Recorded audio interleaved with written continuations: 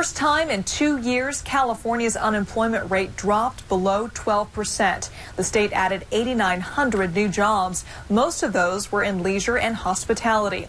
On the Consumer Watch, Julie Watts reports it's surprising which group is getting most of the new jobs, as she discovered at an Oakland job fair sponsored by Congresswoman Barbara Lee.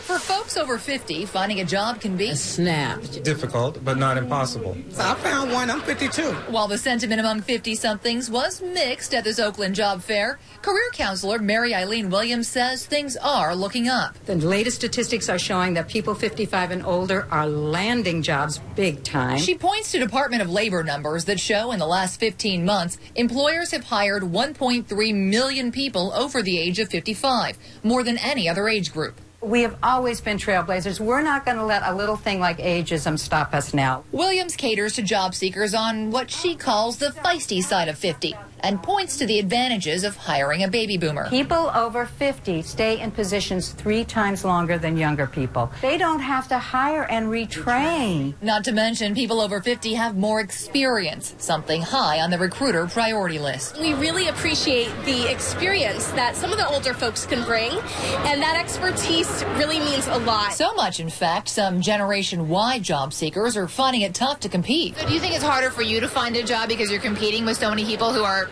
in their 50s?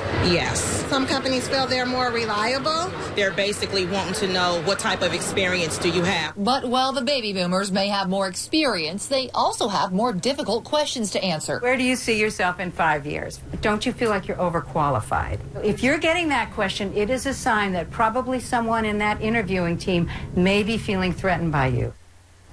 So while the job numbers do look good for those baby boomers heading back to the workforce, there are still the inevitable struggles.